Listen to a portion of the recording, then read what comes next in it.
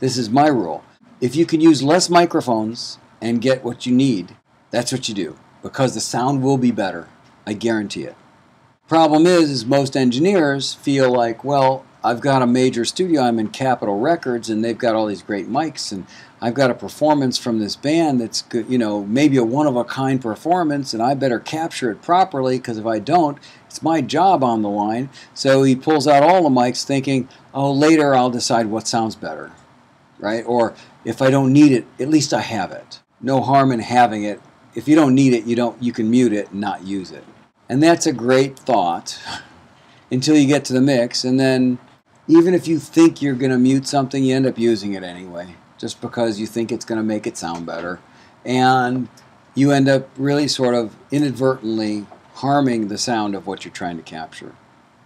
But you get much better imaging, much better sound quality if you can get a sound with one microphone, but get it properly recorded. That means balanced. Putting this mic in different places, and I've heard people have crazy ideas about microphone techniques with drums, like put one here, put one there, it like gets nuts. And it's fun to play with, and it never really sounds any better. In fact, it sounds worse usually. That's the simple technique of the close miking, but making sure your drum is tuned properly. That means it resonates properly. That means it doesn't have any weird frequency that rings, or that, and here's another little trick about drums. I'm getting off topic a little, but if you're tuning your drums and you hit the drum and it goes boom and it bends down and then it goes and growls, that generally means the bottom head is too loose. If you hit it and it goes boom and it pings, it means the bottom head's too tight, or the relationship between top and bottom is wrong in that regard. So I usually focus on the bottom head because the top head usually is tuned properly, but I've heard a lot of great drum tuners come to me and say, you know, these toms are generally lower than you think they're going to be. So you tune them way down and then they resonate better.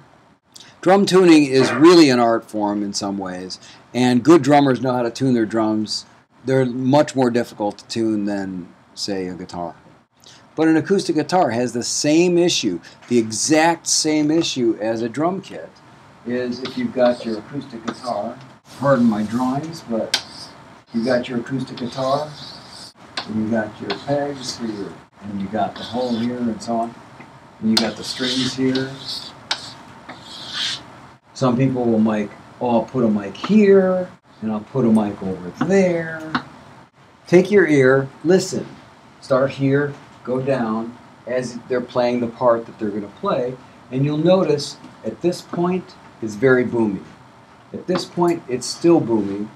At this part it's not boomy at all, but you don't get any body in the sound.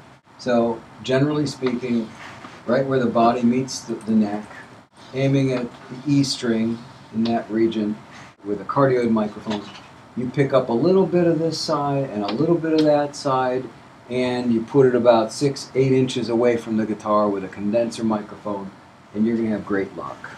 One microphone, and it'll sound great. It'll sound just like an acoustic guitar. Then again, you also have to be aware, and I didn't mention this with the drums, what type of drum, what size drum, what manufacturer for the acoustic guitar. You mic up a guitar that's boomy, you have to put the mic in a different place. If you're recording a very bright guitar, you put it in a different place. And it's all based upon knowing what positions are going to make it sound what way. And experiment by moving it and listening. If I'm going to record a bright guitar, I'll just move the mic a little closer to the hole where it's a little darker and a little boomier. If I have a dark guitar that's really boomy, I'm going to stay away from the hole and move a little more towards the fretting board. Well, I'm trying to reach the optimum balance that makes the guitar sound like what it sounds like in the room. That's really important to me. But then again, some people, they want a specific sound that works in their mix. But I try to make an acoustic guitar sound like the guitar that's being played. I mean, that's a good starting point at least. Same thing with a drum. Kick drum is also a really interesting sound element because it's big. And because it's big, it generates low frequencies, which mean that they're long wavelengths. So let's just pretend this is our kick drum, and I'll draw a bad three-dimensional version of it. And this is our front head and our back head. And the beater You can use a plastic side or a felt side. You flip it around, it's usually softer than one side or the other. And depending on the drummer and how he plays and what he likes, he'll use whatever he chooses. But if it needs to have a lot of attack, then you need a plastic beater. If you want a rounder kick, more of a boom kick, use the felt side. If he plays it where he kicks and holds the beater against the head, as he kicks, he holds it down, it'll stop the resonation of that head.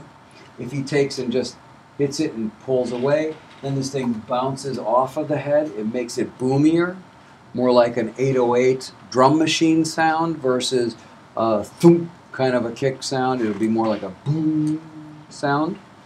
I mean, there's a ton of techniques for playing these things that make it sound different, but how do you mic it is the question, right? Well, if you mic it out in the front head, that's one sound. I don't like that sound at all. So I'll generally, up in this area, cut, say, the size of a coffee can hole, and I'll put my microphone in, and then if I want to get more of the beater, I'll put it about 2 inches away from the front head, right, and get it real close in, so I'm miking where the beater hits the head, so I get a lot of attack, right?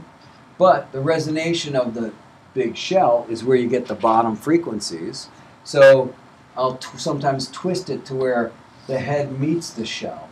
So I'm getting a little bit of the wood of the shell and a little bit of the head. And so I'm picking up a little bit of the beater slap and a little bit of the head with an Omni mic, right? Or a cardioid mic, okay?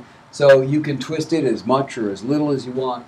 Pull it back into the drum more. You get more of the resonation of the shell. So it's really where you place the microphone. And the further back you get, the more boomy it gets. The closer to the beater you get, the more attack you get. The more you point it at the shell, the more resonation of the wood you get.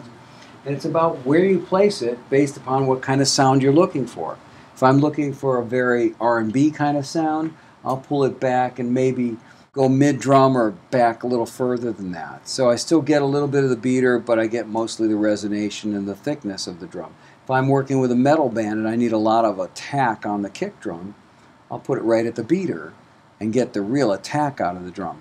A lot of it has to do with what kind of music you're working with, but also understanding that mic positions really do matter, and the closer you are to various sound sources and where those sound sources are and what they sound like is what you'll get mostly in the microphone.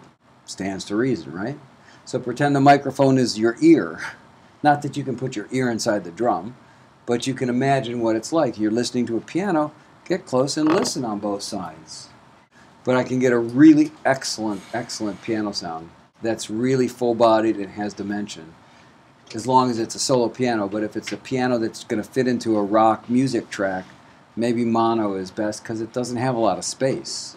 So all of these techniques are used based upon what you want, and that's up to you guys, and the musical style, obviously.